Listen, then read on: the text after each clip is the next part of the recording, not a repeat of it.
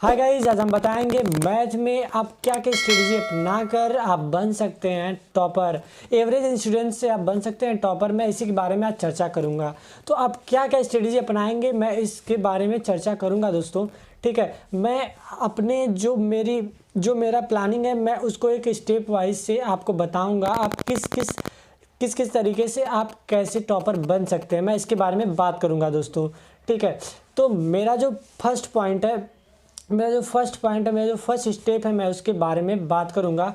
Focus. आप कैसे math के लिए फोकस रहेंगे, कैसे आप मैथ को एक हॉबी बना सकते हैं। जैसे आपका जो भी क्रिकेट है, मतलब आप जो भी हॉबी है आपका, मैच खेलना या किसी भी कोई भी हो, या म्यूजिक सुनना या बैडमिंटन खेलना या कुछ भी आपकी हॉबी हो, वो उस तरीके से आपकी मैं हॉबी बनवाने वाला हूँ। मैथ सब्जेक्ट को लेकर आप कैसे मैथ को एक हॉबी की तरह से ले लीजिए, आप कैसे, मैं उसके बारे में बात करूंगा।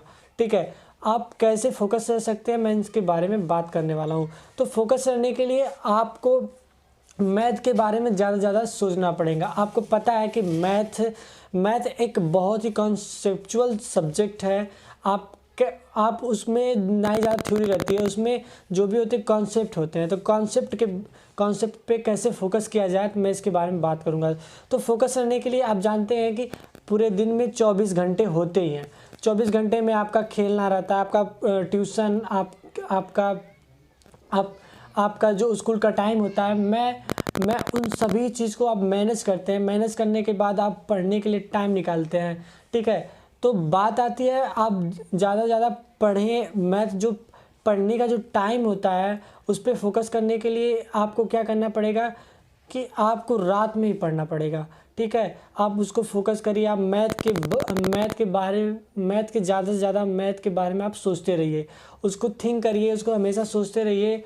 उसको जो भी आपका टॉपिक है उसके बारे में सोचिए, उसके फार्मूले के बारे में सोचते रहिए। आप इधर सोशल मीडिया उडिया वाले चीज़ पे आप ना डिस्ट्रैक्ट होइए। व्हाट्सएप, फेसबुक वगैरह वगैरह वो सोशल मीडिया पे आप चीज़ को मत उतना इम्पोर्टेंट दीजिए। आप बस फोकस रहिए।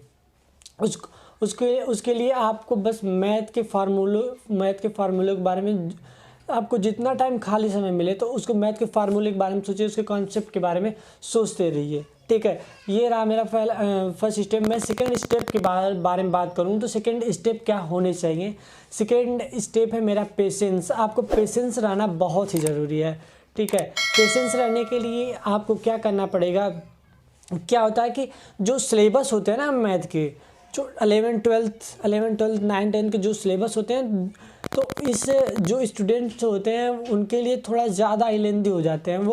वो सब क्या होता है ना, मैथ को लगाने में आपका ज़्यादा से ज़्यादा टाइम ख़त्म होता है। तो वो लोग इतना जल्दी में वो सोचते हैं ना कि इतना जल्दी कैसे मैं इस पूरे सब्जेक्ट को क्लियर कर पाऊँ। तो मैं उसके बारे में बताऊंगा, पेशेंस कैसे रहा जाए। ठीक है, आप एक अच्छे से टाइम टेबल बनाइए। ठीक है, मैं वो भी आपको बता दूंगा कि आप कैसे, आप इस वीडियो में आप कैसे, मैं वीडियो बनाऊंगा आप कैसे मैथ के लिए प्लानिंग कर सकते हैं। ठीक है, आप एक अच्छे से प्लानिंग बनाइए। वो आप पूरा आराम से धीरे धीरे क्या कहते हैं ना, बूंद बूंद से घड़ा भरता है। आराम से पेशेंस रखते हुए आप धीरे धीरे सिलेबस को कंप्लीट करिए। ठीक है, आप जानते हैं कि जो एग्ज़ाम होने वाला है, कोरोना काल से इधर उधर कोई फिक्स हो ही नहीं रहा है। कितने यूट्यूब पे आ रहे हैं वीडियो की मई में होगा, अप्रैल में होगा। तो आप डिस्ट्रैक्ट मत होइए, आप धीरे धीरे आप अपना सिलेबस कंप्लीट करते जाइए। पेशेंस से आप कंप्लीट करते जाइए। तो अब बात आती है, मेरा जो थर्ड टॉपिक है मैं उस पर बात करूँगा, प्लानिंग। अब प्लानिंग कैसी रहनी चाहिए, आप प्लानिंग कैसे कर सकते हैं मैं उसके बारे में बात करूंगा। मैं जो बताऊंगा वो आप मेरे पे ना चलिए। ठीक है, मैं जो बताऊंगा बस मैं इतना बता सकता हूं कि आपका जो प्लानिंग है, ठीक है, आपका जो प्लानिंग है मेरे प्लानिंग से आप मैच करके एक अपनी से खुद से प्लानिंग बनाइए। मैं कोई वैसा नहीं मोटिवेशन स्पीकर हूँ, ना ही कोई बड़ा कोई सॉफ्टवेयर के मालिक को बिल गेट्स कोई ऐसा कुछ ज्ञानी तो हूँ नहीं, तो मैं आपको बताऊंगा मैं जो मेरी प्लानिंग है, जो मैंने यूज़ किए थे अपने बोर्ड के एग्ज़ाम में 9th 12th 11th में, तो मेरे जो प्लानिंग थे मैं उसको शेयर कर रहा हूँ। वो अपनी प्लानिंग और मेरी प्लानिंग से आप मैच करके कंबाइन करके एक अपनी खुद से प्लानिंग बनाइए कि जो आप एवरेज स्टूडेंट हैं या आपके मार्क्स कम आते हैं या आपको उसमें मन नहीं लगता है मैथ में, तो आप इसके लिए क्या कर सकते हैं, उसका प्लानिंग बना के आप इसको रख सकते हैं कि आपका 99% आ सकता आए। ठीक है, तो प्लानिंग कैसी रहनी चाहिए। आप जानते हैं कि अगर मैथ में थोड़ा बहुत इंटरेस्ट या नहीं भी है, ठीक है, आप मैथ का कोई भी सवाल लगाना बैठ जाएं, ठीक है, मैथ का सवाल लगाएंगे तो उसमें ज़्यादा से ज़्यादा टाइम वेस्ट, ज़्यादा से ज़्यादा टाइम ख़त्म होता है। कोई किसी भी टॉपिक पे ले लीजिए, या ट्रिग्नोमेट्री हो या अलजेब्रा का पोर्शन हो, उसमें ज़्यादा से ज़्यादा टाइम वेस्ट होता है। तो मैं सबसे अच्छी बात होती है कि आप जो सब्जेक्ट, ठीक है, जो सब्जेक्ट आपको अच्छी लगे, ठीक है, रात में, मैं रात की बात बता रहा हूँ, जो सब्जेक्ट आपको अच्छी लगे वो रात में पढ़ना स्टार्ट कर दीजिए। ठीक, आप या 10 बजे बैठते हो या 8 बजे बैठते हो, ठीक है, तो आपको जो अच्छी सब्जेक्ट लगे वो उसको आप पढ़िए। क्योंकि देखा जाता है ना, जो बच्चे पढ़ने स्टार्ट कर देते हैं, ठीक है, वो सोने लगते हैं, आज सोने लग जाते हैं। ठीक है, तो जो आपका सब्जेक्ट फेवरेट हो उसको आप पहले ही पढ़ना स्टार्ट करें, या हिस्ट्री हो या इंग्लिश हो या बायोलॉजी हो, ठीक, या फिजिक्स केमिस्ट्री कुछ भी हो, तो आप उसको पहले ही पढ़ना स्टार्ट करिए। ठीक है, आप 8 बजे पढ़ रहे हैं तो 1-2 घंटे पढ़ ही लेंगे अपने फेवरेट सब्जेक्ट को। ठीक है, अब आपको नींद लगना स्टार्ट हो रहा है, ठीक, तो आप क्या करें, कंसेप्ट वाले जो कॉन्सेप्ट हो, कॉन्सेप्चुअल सब्जेक्ट हो, मैथ आप लगाना स्टार्ट करिए। ठीक है, आप मैथ लगाना स्टार्ट करेंगे, आप उसके फार्मूले के पढ़ेंगे, तो क्या करेंगे, आप फार्मूले को जब लिखेंगे, पढ़ेंगे, समझेंगे, तो उस पर ज़्यादा टाइम लगता है मैथ में, आप सभी को पता होगा।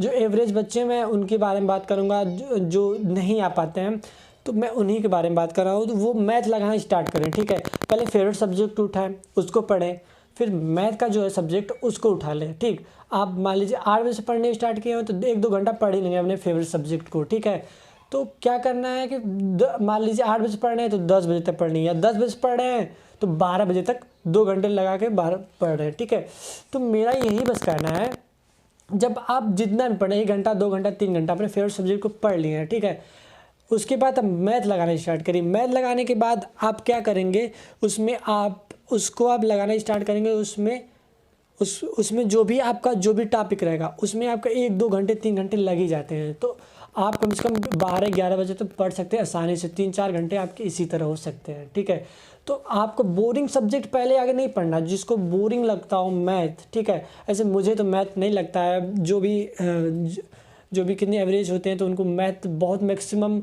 बहुत ही मिनिमम लोग को पसंद होता है ये चीज़ कि मैथ सब्जेक्ट नहीं पढ़ना है। कितने लोग मैथ से डरते रहते हैं, कितने लोग मैथ की वजह से बहुत से वैकेंसी छोड़ देते हैं। ठीक है, अगर आप एक ही सब्जेक्ट है, ठीक है, पूरे सिलेबस में, पूरे सब्जेक्ट में बस एक ही सब्जेक्ट है, अगर आपको मैथ आता हो सही से तो आप फिजिक्स में समझने में नहीं दिक्कत होगी, केमिस्ट्री में समझने में नहीं दिक्कत होगी, आप किसी भी सब्जेक्ट को समझने में कोई दिक्कत नहीं होने वाली है। ठीक है, तो मेरी ये प्लानिंग आपको अगर अच्छी लगे तो सब्सक्राइब जरूर कर लीजिएगा। ठीक है, जो चौथा स्टेप था मैं उसके बारे में बात करूँगा, प्रिपरेशन।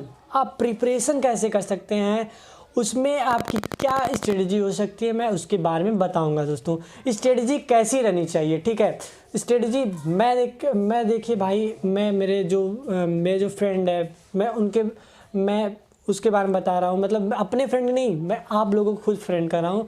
देखिए भाई, मेरे फ्रेंड, मैं क्या करता था, ठीक है, जो प्रिपरेशन का मेरा तरीका था, ठीक, क्या होता है, मैं एक बहुत ही शॉर्ट तरीके से बताना चाहता हूँ कैसे आप प्रिपरेशन कर सकते हैं, कैसे आप उस सब्जेक्ट को हॉबी बना सकते हैं अपनी। ठीक है, मैथ को कैसे हॉबी बना सकते हैं।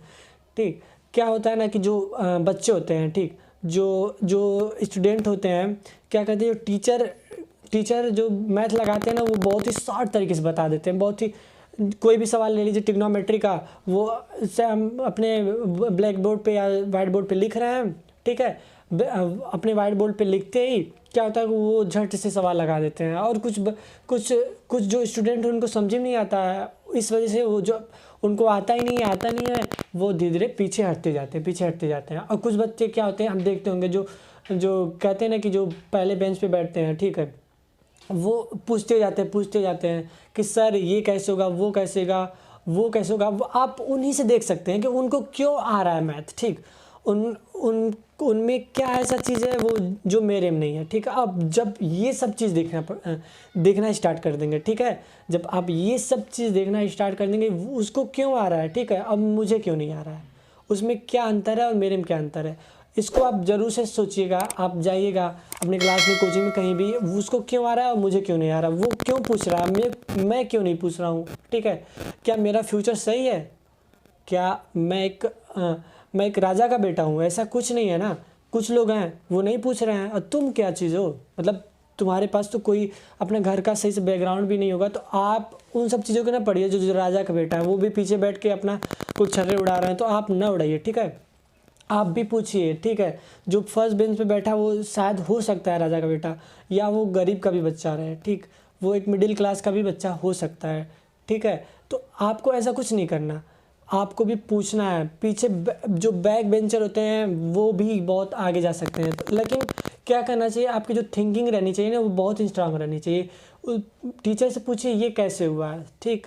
आप प्रिपरेशन कर रहे हैं मैथ में, तो आपको क्या करना पड़ेगा कि पूछिए टीचर को कि कैसे कैसे हुआ, ठीक है। आप बेसिक्स से स्टार्ट करिए। बेसिक्स क्या करनी पड़ेगी आपको, पहले आगे तो आप जो भी सवाल लगा रहे हैं, जो भी क्वेश्चन लगा रहे हैं, ठीक है, क्वेश्चन एक बार लगाइए। कोई मान लीजिए ट्रिग्नोमेट्रिक टॉपिक है, उसको आप 10 क्वेश्चन उसमें दिए गए, कोई भी टॉपिक आ गई, कोई भी उसमें एक सिलेबस है, उसमें आप 10 क्वेश्चन है, 10 क्वेश्चन को लगाइए। आप उसको कम से कम 10 बार लगाइए, ठीक है।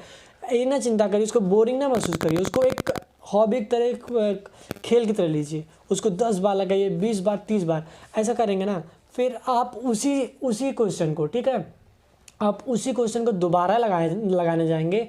आप वहाँ पे क्वेश्चन उतारेंगे, ठीक है। मान लीजिए कोई भी ट्रिग्नोमेट्रिक क्वेश्चन में एक फर्स्ट क्वेश्चन है जो आप 10 बार लगाए हैं, उसको आप एक ही बार उतारेंगे, वो आपके माइंड में आपके जो क्वेश्चन का आपका आंसर छप जाएगा।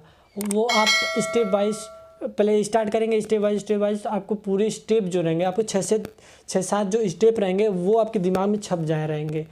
तो आप क्या करेंगे, वो पूरे आसानी से तुरंत ही लगा लेंगे। ऐसे टीचर करते हैं ना, ऐसे टीचर होते हैं। टीचर क्या करते हैं, वो 10 साल, 15 साल, 6 साल से 8 साल से एक ही सवाल लगा रहे हैं।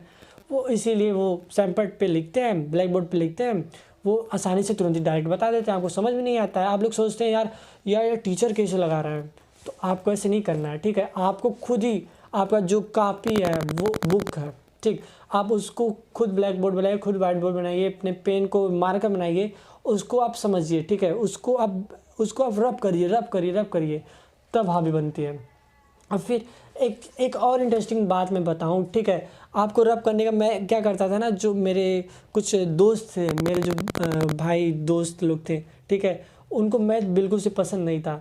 तो मैं क्या करता था, मेरे जो क्लास में क्या होता था ना कि क्लास में मेरे जो बहुत स्ट्रिक्ट रहते थे, मेरे क्लास में जो टीचर होते हैं, जो प्रिंसिपल होते थे, बहुत स्ट्रिक्ट रहते थे। क्या करते थे कि वो हर हफ्ते में चेक करते थे सब्जेक्ट को, किसके पूरे सब्जेक्ट पूरे रहते थे, फिजिक्स, हिस्ट्री, केमिस्ट्री, पॉलिटी, सब कुछ चेक किया जाता था कि किस बंदे का पूरा है कि नहीं, ठीक। तो सबका सब कुछ सब्जेक्ट पूरा रहता था, मैथ का नहीं। तो मैं अपने 3-4 दोस्तों का लाता था, ठीक, बुक लाता था, उनका फेयर लाता था, उनको पूरा करता था। मैं ना पूरा करता था, उसको रफ ही करता था उस पर। तो आप उसको स्टेप बाय स्टेप मैंने हर मैथ के 12th का हो या 10th का हो या 11th का हो, मैंने उसको रफ किया है। उन लोगों को फेयर बना के, उनका फेयर था और मेरा उनके फेयर पे मेरा रफ था। तो आप इस तरह ये ट्रिक जरूर से इस्तेमाल करिएगा। उनके फेयर को लेकर आप उस पर रफ करिए, उसको अच्छे से समझिए, उसको अच्छे से उनका एक फेयर बनाइए। आपका दिमाग इस वजह से भी तेज़ हो सकता है। तो प्रिपरेशन की यही प्लानिंग है, ठीक है। आप ज़्यादा क्वेश्चन लगाइए, ज़्यादा क्वेश्चन लगाएंगे ना, तो आप ज़्यादा से ज़्यादा रिस्पॉन्स पा सकते हैं मैथ में। अगर ये स्टेप और जितने स्टेप बताएं, अगर आप इसको अच्छे से अपने कॉपी पेन पे अगर आप इस सभी चीज़ को समझ जाते हैं, तो आप, मेरा गारंटी है कि आप इस वीडियो से आप एवरेज स्टूडेंट नहीं बनने वाले हैं, आप टॉपर की कैटेगरी में जाने वाले हैं, ठीक है। और सबसे बड़ी बात है कि आपको सेक्रीफाइस करना आना चाहिए, ठीक है। सेक्रीफाइस नहीं करेंगे जब तक आप, तब तक कुछ नहीं कर पाएंगे। सेक्रीफाइस करना आना चाहिए। आप जान जाएंगे मेरे मैथ आने के लिए मुझे क्या सेक्रीफाइस करना पड़ेगा। तो अगर आप वो कर लेंगे तो आप ज़रूर से मैथ में एवरेज स्टूडेंट से ना होकर आप बेस्ट स्टूडेंट बन सकते हैं। तो मेरी ये वीडियो आपको पसंद आए तो लाइक शेयर कमेंट जरूर से करिएगा और चैनल को जरूर सब्सक्राइब कर लीजिएगा। दोस्तों मेरे चैनल को आप सब्सक्राइब नहीं करते हैं यार, ना ही लाइक करते हैं, ना ही कमेंट करते हैं, ठीक है। मैं इतने मेहनत से वीडियो लाता हूँ। अगर ये वीडियो अगर थोड़ा सा भी अच्छी लगे तो कमेंट जरूर से करिएगा, ठीक है। आपको अगली वीडियो क्या चाहिए, ठीक है, आपको अगली वीडियो क्या चाहिए इसके बारे में ज़रूर से बताइएगा। मैं अपनी अगली वीडियो आपके लिए सर्च करके बहुत ही इंटरेस्टिंग वीडियो लाऊंगा दोस्तों। तो थैंक यू दोस्तों।